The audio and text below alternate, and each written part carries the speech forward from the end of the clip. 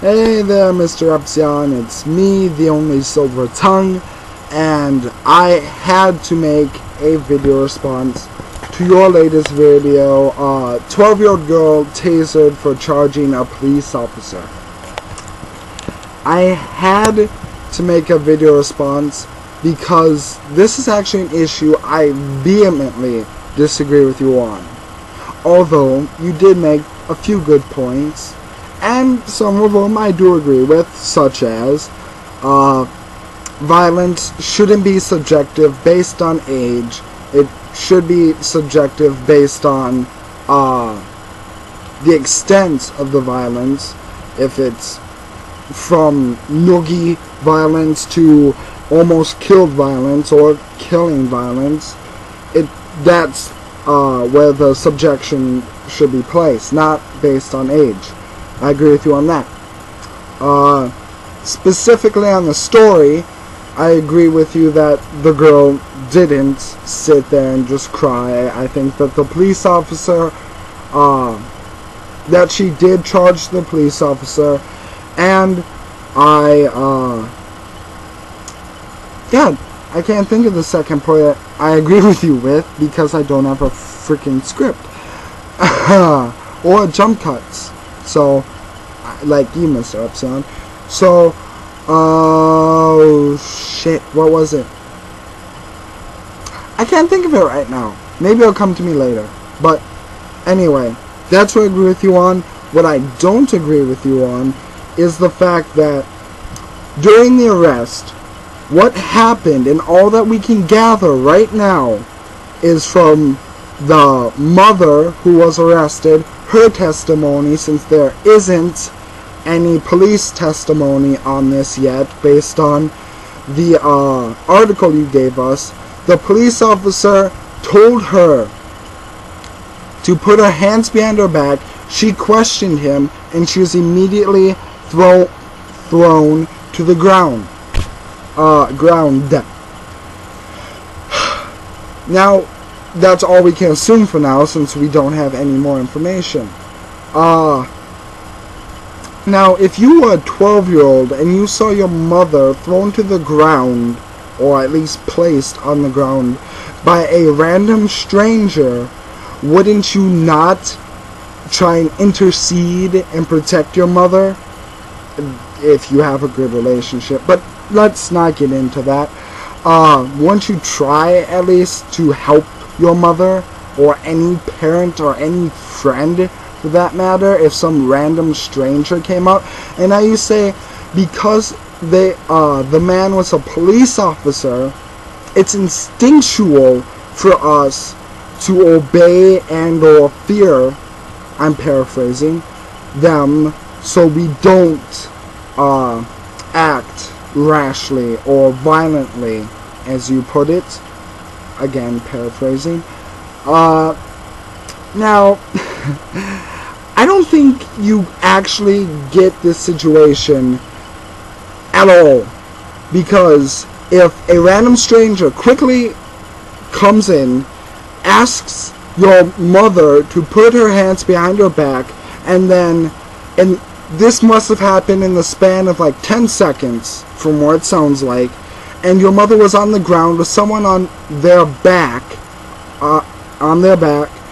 then I highly doubt that you would sit there and be like, oh yeah, okay, police officer, you can do that to my mother. No, you would get up and you would try to at least help your mother.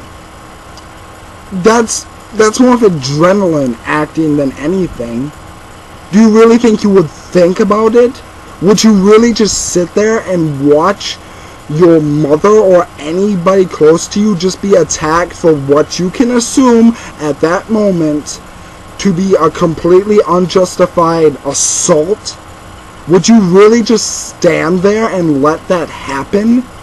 Are you just a bystander, Mr. Epsilon? Are you just a coward that lets the police trample over people? Now again, the police officer does have the right to arrest the woman wherever she may be because she had a warrant out for her arrest.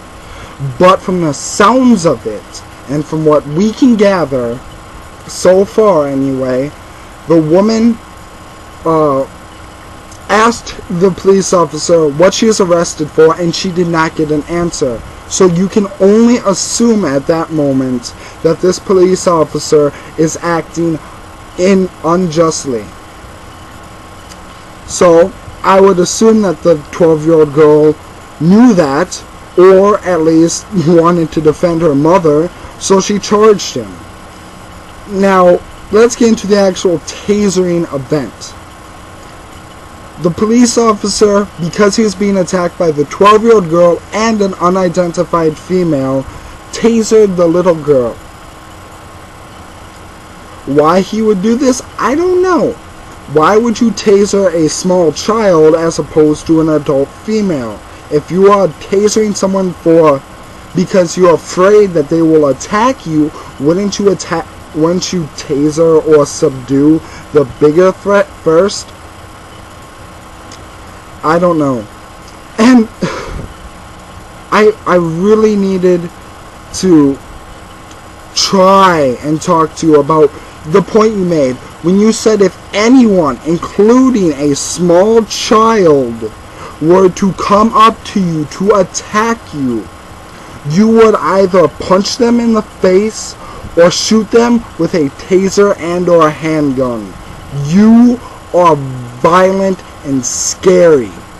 That is terrifying, Mr. Epsilon. If a small child comes up to you, a grown-ass adult, you would physically engage them? Are you out of your mind? Seriously, I can understand if this is based on size, not based on age. I'm basing this on size. If someone who is significantly smaller than you, with no weapons, because you tied this in to the police story, and the girl had no weapons on her. So, we can only, so, she, wow, can't think straight. So the girl has no weapons on her in the police story, then that means the girl had no weapons. Hypothetically, in your hypothetical situation, the girl that would attack you, that you would punch and or shoot, had no weapons either. Yet you did, and you would still attack them. You are violent, scary, and you should be put in an asylum if you truly think this. That is not the right mentality to have. That is scary, that is stupid beyond belief, and that is naive. I don't want to say that you're naive to reality when it comes to violence, because I know you're not, due to your, well, you shouldn't be, due to your internship at a police station, and I'm sure in some real life instances that you've been in, you've had to deal with violence. But to automatically resort to violence when approached with violence is not a good path to go on, my good man. That's all I can say. I'm the Silver Tongue, and I'm out. Please consider my words, Mr. Epsilon. I can't wait to hear from you.